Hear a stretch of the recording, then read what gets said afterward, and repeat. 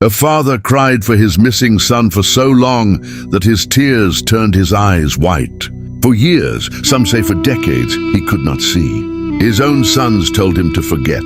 His own sons told him he was an old man clinging to a dead dream. And yet this father never once cursed Allah. He never once lost hope. Instead, he said one sentence that the Quran preserved for over 1400 years. I complain of my grief and my sorrow only to Allah, and I know from Allah what you do not know. Surah Yusuf.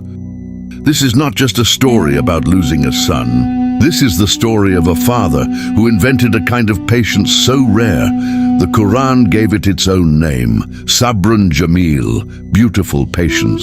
This is the story of Prophet Yaqub alayhissalam. And by the end of this video, you will never look at your own hardships the same way again. But to understand how a man learns to carry patience like that, we have to go back much further than the well, further than the 11 stars, back to the very night he was born, already fighting for his place in this world before he had taken his first breath. This is the Hidden Knowledge Channel. We share prophet stories and untold truth. Please hit like, subscribe and share your thought in the comment. The birth of Yaqub alayhi salam, as recorded in the Torah. Long before Yaqub alayhi salam was a father who wept in silence, he was an unborn child, already caught in a struggle. His father, Ishaq alayhi salam, had married a woman named Rebecca, and for 20 years her womb remained closed. 20 years of prayer, 20 years of waiting on a promise that seemed to slip further away with every passing season. Ishaq alayhi salam did what every believer eventually learns to do when the world gives no answers. He stood before Allah and pleaded on behalf of his wife. And Allah answered him, but the answer arrived wrapped in a mystery. Rebecca conceived not one child, but two. And almost at once, something was wrong. The two children inside her did not simply grow side by side in peace. They wrestled. They pushed against one another with such force that Rebecca, frightened and in pain, cried out, asking why this was happening to her at all. When the day of birth finally came, the first child emerged red and covered in hair, and they named him Esau, but he did not come alone. Right behind him, gripping tightly to his brother's heel, as if refusing to be left behind even for a single second, came his twin. They named this second son Yaqub. Years passed. Yaqub grew into a quiet, contemplative man, while Esau grew into a restless hunter of the open wilderness. In time, circumstances familiar to anyone who has watched two brothers drift down two different paths led Yaqub to leave the only home he had ever known, and to journey alone toward the land of Haran, to the house of his mother's brother, a man named Laban. He arrived with nothing but the road behind him and a promise from Allah that he would never leave him. And it was there, in a foreign land, still weary from his journey, that Yaqub alayhi salam first laid eyes on a shepherdess coming to water her flock, a young woman named Rachel. There is a kind of love that arrives suddenly and settles permanently, and this is what Yaqub alayhi salam felt the moment he saw Rachel at that well. He offered his labor freely to her family, and when Laban asked what wage he wanted in return, Yaqub did not ask for money or land. He asked for her, "I will work for you 7 years in return for your younger daughter Rachel." Genesis 29:18. 7 years came and went, and the Torah tells us something remarkable about that waiting. They felt to him like only a few days because of the love he carried for her. 7 years softened into nothing because a heart that is truly in love does not count time the way the rest of the world does. But on the night of the wedding, in the darkness of the wedding tent, Laban deceived him. He gave Yaqub his elder daughter Leah instead, her face veiled, her identity hidden until the morning light revealed the truth. Yaqub had been promised one bride and given another. Imagine that heartbreak. Imagine waking after 7 years of longing to find that the person beside you is not the one you waited for. Yaqub confronted Laban, and Laban offered him a bitter bargain. He could have Rachel too, but only after 7 more years of labor. And Yaqub alayhissalam agreed. He married Rachel only a week after Leah and then gave 7 more years of his life, all for the woman he had loved since the very first day he saw her at that well. In time, Yaqub alayhissalam would have 4 wives beneath his household, Leah and Rachel, the 2 daughters of Laban, and their 2 handmaidens, Zilpah and Bilhah, given to him in marriage according to the custom of that age. And it is here that something extraordinary begins to unfold. The birth of 12 sons and 1 daughter, from 4 different women in one household, each birth carrying its own emotion, its own quiet rivalry, its own prayer finally answered. Leah, though unloved beside her sister, was granted something Rachel was not, a womb that opened easily.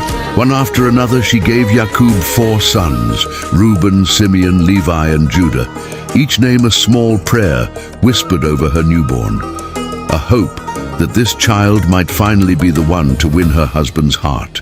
Genesis 29:31-35. Rachel, meanwhile, watched her sister fill the household with children while her own womb stayed silent.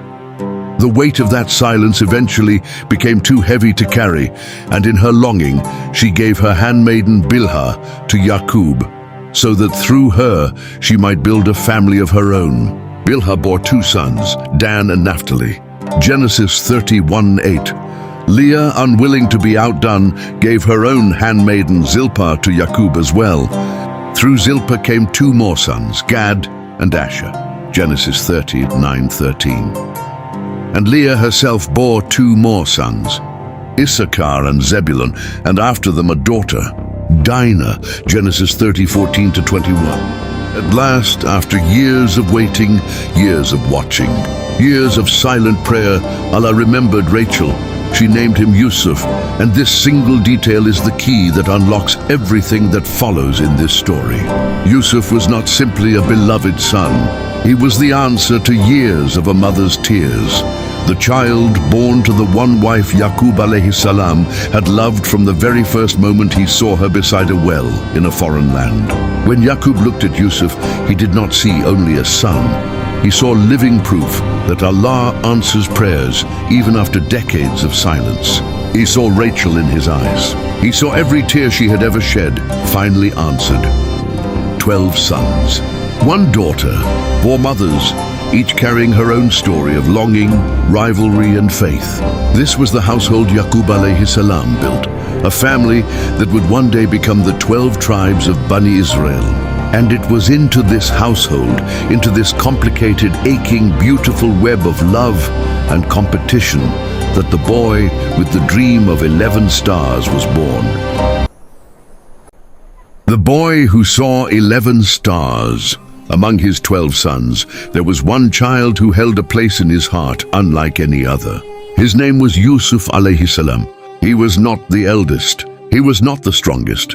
But there was something about him, a beauty, a light, a purity, that made Yaqub love him with an intensity his brothers could feel and resent.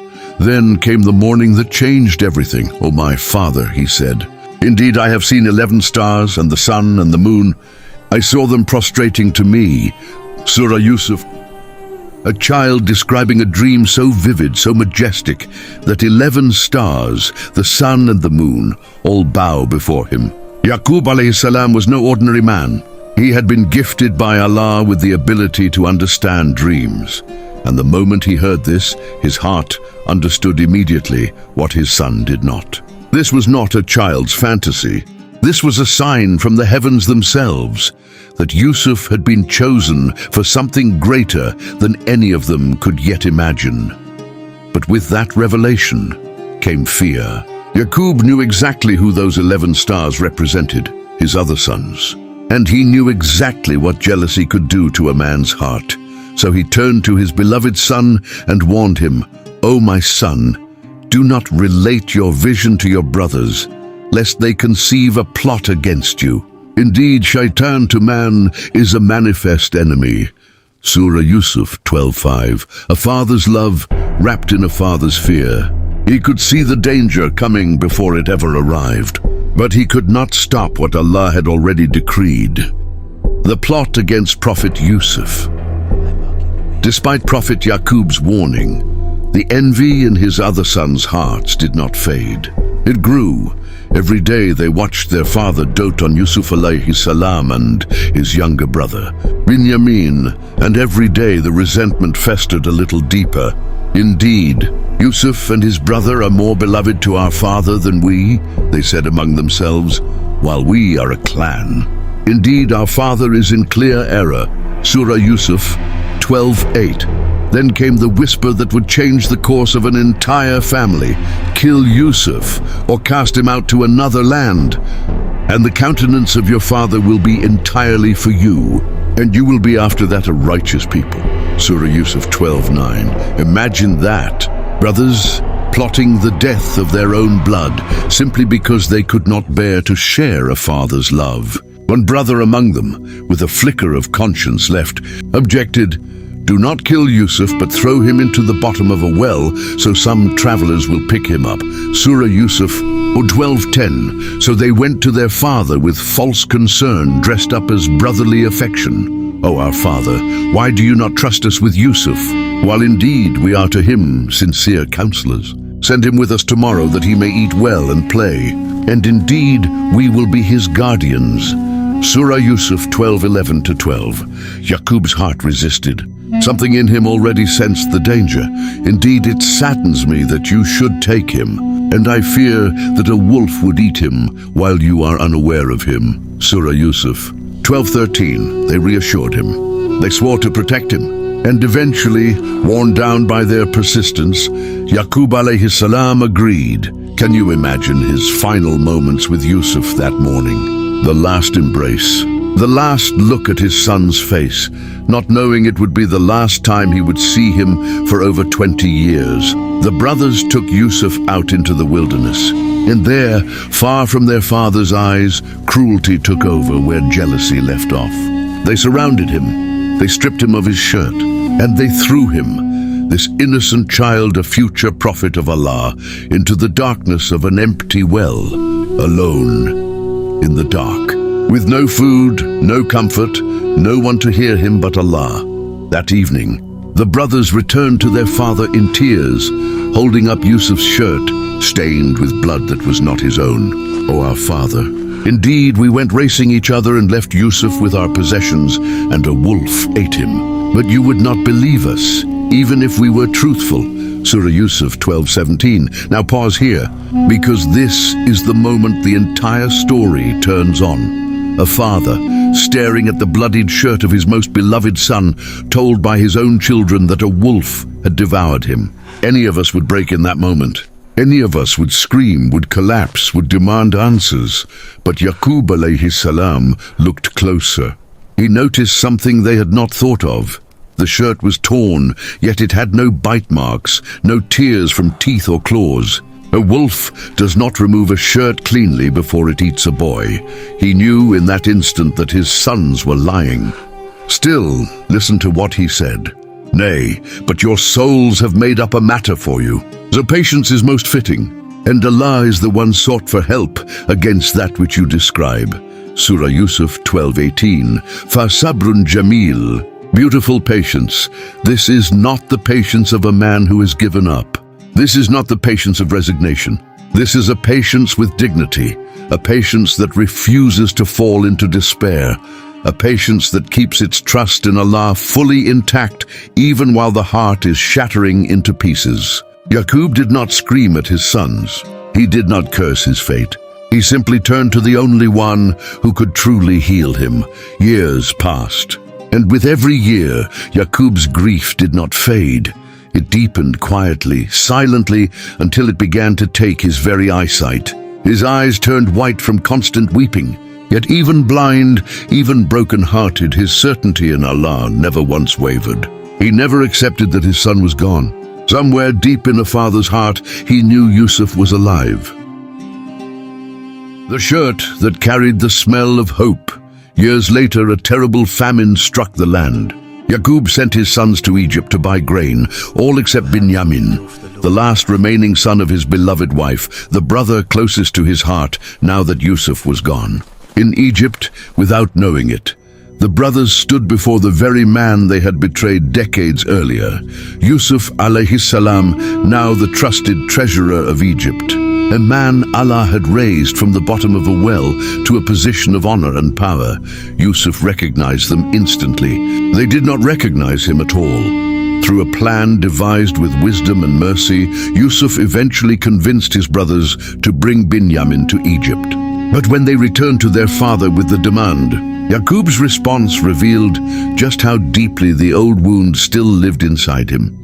"Should I entrust you with him, except as I entrusted you with his brother before? But Allah is the best guardian, and He is the most merciful of the merciful." Surah Yusuf 12:64. He made them swear a solemn oath before Allah that they would return with Binyamin.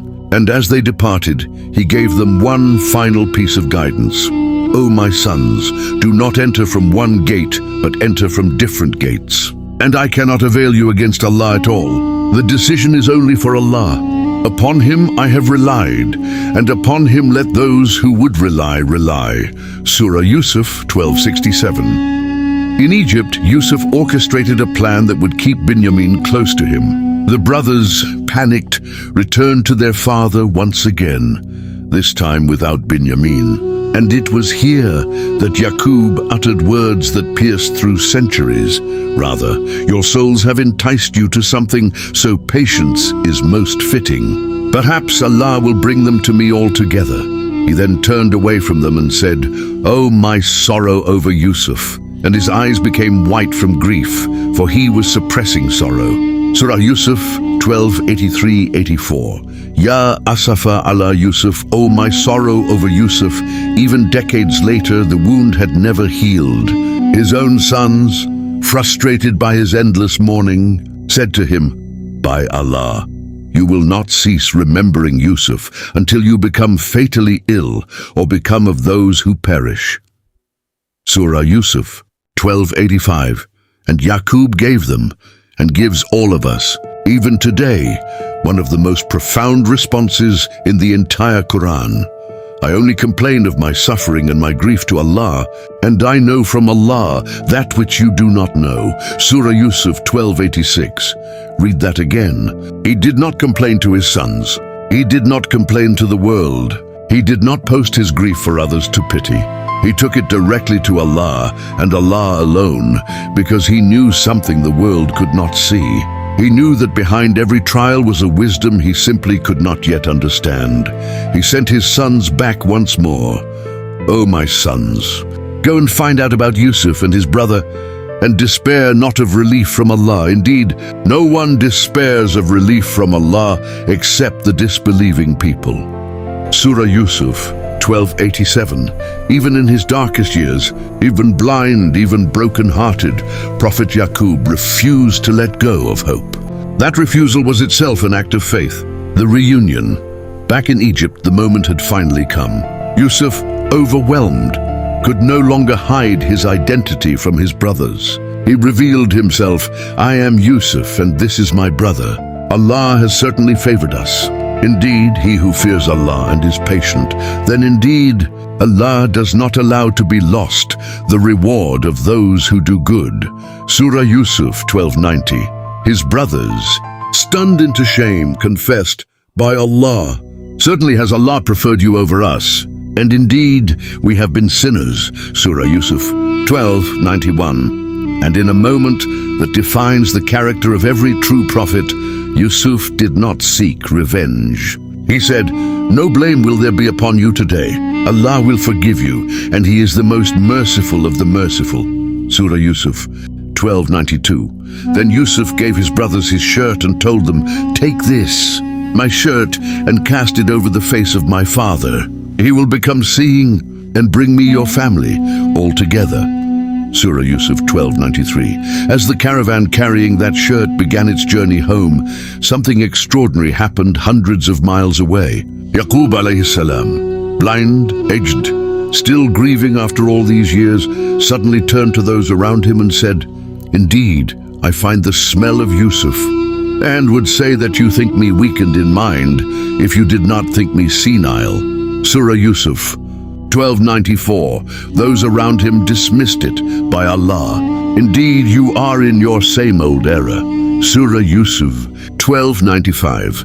But a father's heart does not lie. He had waited decades for this moment, and somehow, across all that distance, he already knew. When the caravan arrived, the bearer of good news came and cast Yusuf's shirt over Yaqub's face, and immediately his sight returned. He could see again. After all those years of darkness, light poured back into his eyes the moment his son's shirt touched his face. He turned to his sons and said the words he had been waiting his whole life to say, "Did I not tell you that I know from Allah that which you do not know?" Surah Yusuf, 1296. His sons, humbled and ashamed, begged him, "O our father, ask for us forgiveness of our sins. Indeed, we have been sinners." Surah Yusuf, 1297. Yaqub, who had every right to hold on to decades of pain and betrayal, simply said, "I will ask forgiveness for you from my Lord. Indeed, it is He who is the forgiving, the merciful." Surah Yusuf, 1298. He did not lecture them. He did not remind them of the well, the years of blindness, the tears he had shed alone at night. He forgave them, just as his son had forgiven them before him.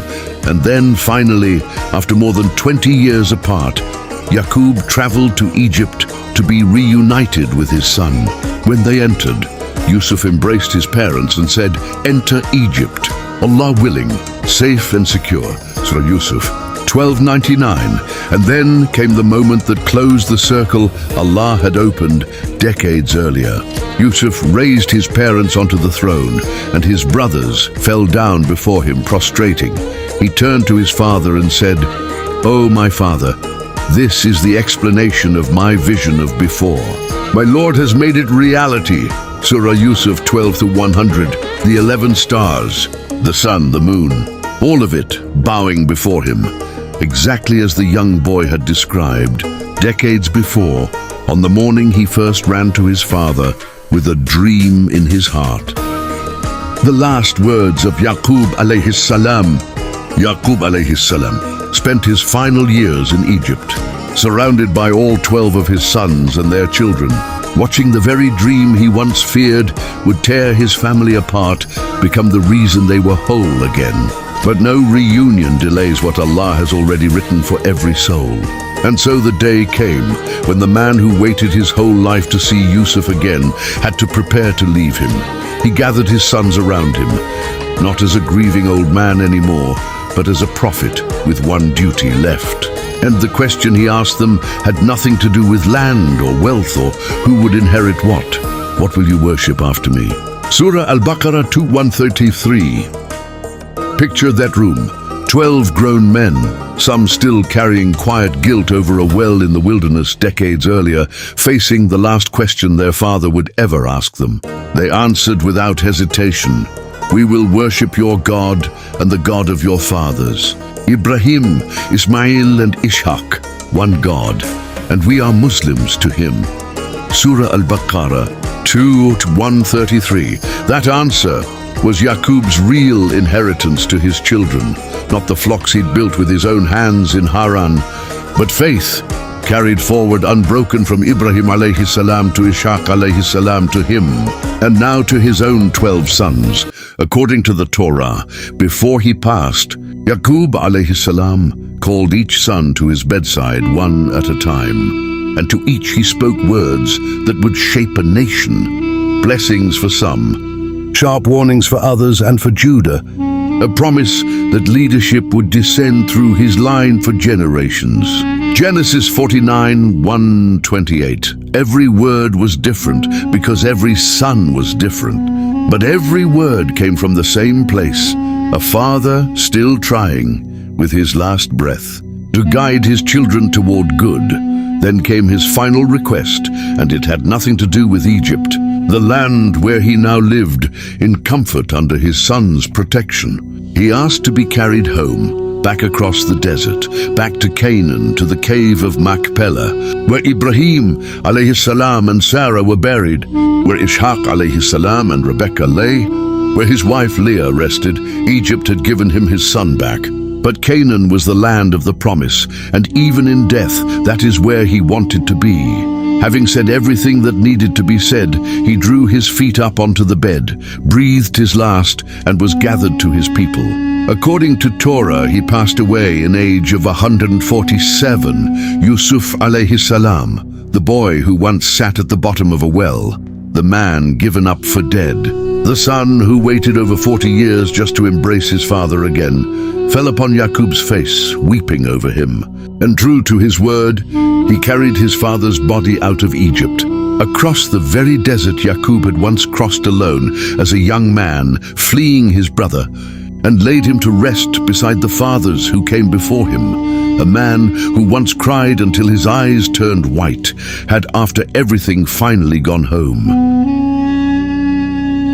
The lesson of Sabrun Jameel, what makes Yaqub alayhissalam one of the most beloved figures in the story of Prophet Yaqub, is not that he never suffered. He suffered more than almost anyone. The betrayal of his own children, decades of separation from his most beloved son, and the slow loss of his own eyesight from endless weeping. What makes him extraordinary is how he suffered. He never raised his fist to the sky. He never let despair convince him that Allah had abandoned him. He complained only to Allah and to Allah alone. He held on to hope even when everyone around him told him to let go. And when the moment of reunion finally came, he did not waste it on anger. He forgave immediately and completely, just as his son had. This is the lesson of Sabrun Jameel, beautiful patience. Not silence out of weakness, but strength wrapped in trust. Not the absence of grief, but grief carried with dignity, carried straight to Allah and to no one else. The Prophet Muhammad, peace be upon him, said, "The real patience is at the first stroke of a calamity." Sahih al-Bukhari. And Yaqub alayhissalam lived that truth for over 20 years without ever losing faith in Allah's plan. If you are going through something right now that feels like it will never end, a loss, a separation, a wound that will not heal, remember Yaqub alayhissalam. Remember that he waited decades for an answer, and Allah gave it to him in a way he could never have imagined. Your relief may be closer than you think. Hold on to your faith, complain only to Allah, and never ever lose hope in His mercy. This is the Hidden Knowledge channel. If this story reached you today, hit like, subscribe, and share your thoughts in the comments. Tell me which part of this story stayed with you the most. And if you know someone who needs to hear this right now, send it to them before you go.